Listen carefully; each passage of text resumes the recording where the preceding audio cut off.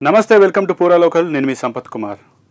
కరీంనగర్లో ఈరోజు BJP OBC జాతీయ అధ్యక్షులు డాక్టర్ లక్ష్మణ్ మీడియా సమావేశం నిర్వహించారు. మే నెల 10వ తేదీన సికింద్రాబాద్ పరేడ్ గ్రౌండ్లో నిర్వహించే జనాక్రోశ సభపైనైతే ఆయన మాట్లాడారు.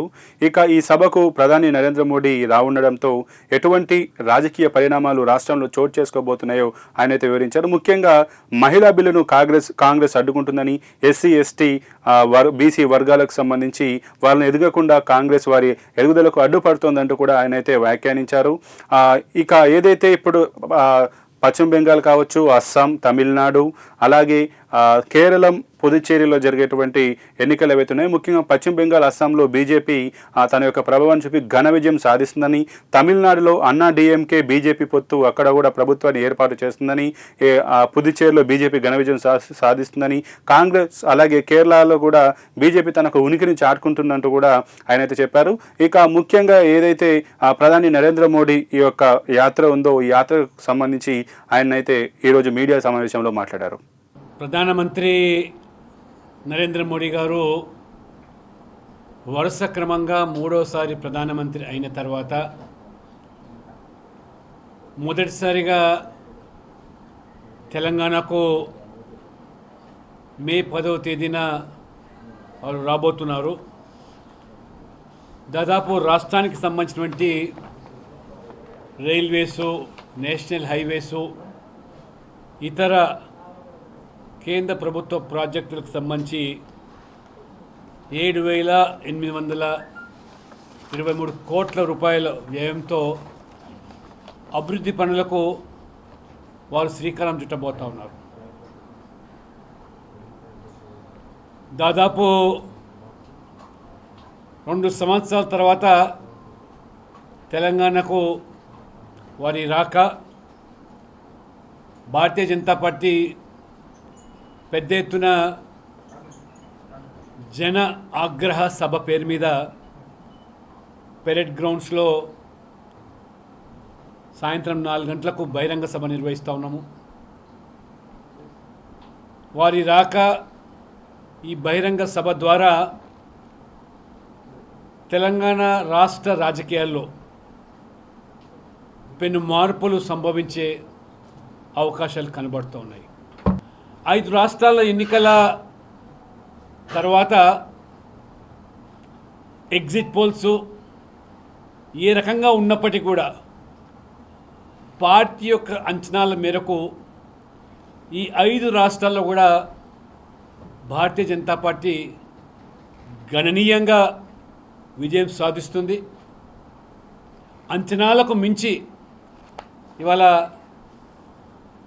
ఈ 5 రాష్ట్రాల్లో కూడా సానుకూలమైనటువంటి ఫలితాలు మేము సాధించబోతా ఉన్నాం. నరేంద్ర మోడీ గారి ప్రభుత్వం 12 సంవత్సరాలుగా అభివృద్ధి ఎజెండా, పేదల సంక్షేమము, దళారీ వ్యవస్థ లేకుండా అవినీతి రహిత పాలన అది మోదీ గారికే సాధ్యమైందని ప్రజలు విశ్వసిస్తూ ఉన్నారు. మొన్న పార్లమెంటులో మహిళా బిల్లును అడ్డుకొని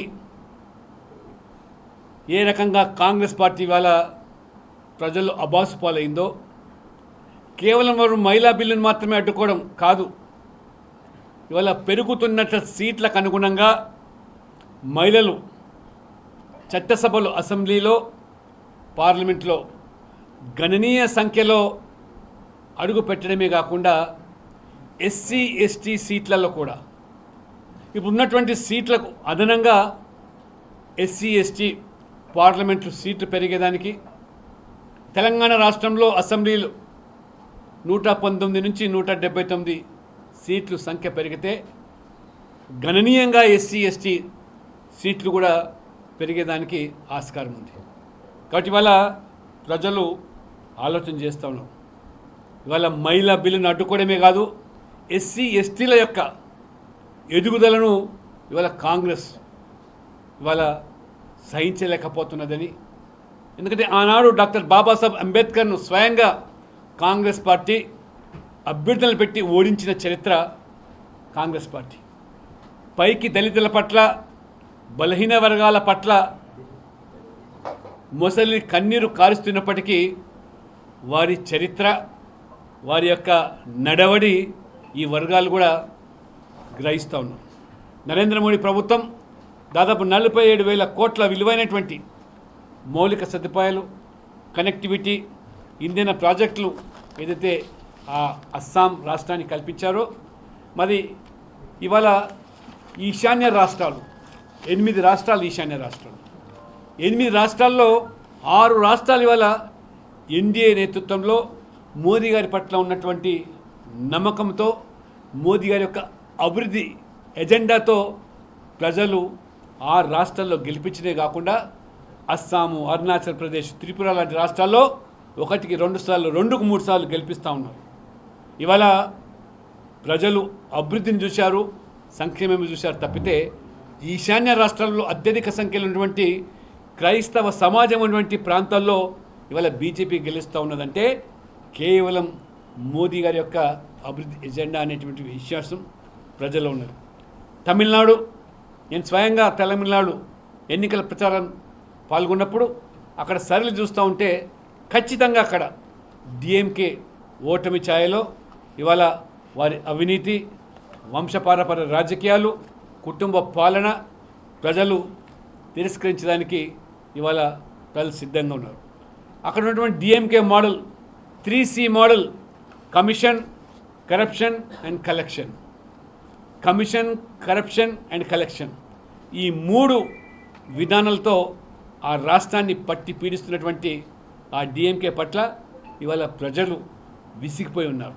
అందుకని ఇవాళ మోదీ గారు బీజేపీ యొక్క 3D formula, development, dignity and delivery అనే దాన్ని ప్రజలు ఇవాళ ఆదరిస్తూ ఉన్నారు. ఆ రకంగా మంత్రులు అనేకమైనటువంటి మరి అవినీతిలో కూరుకుపోయి ఏ రకంగా రాజీనామాలు చేసినప్పటికీ కూడా ఎటువంటి మార్పు రాలేదు.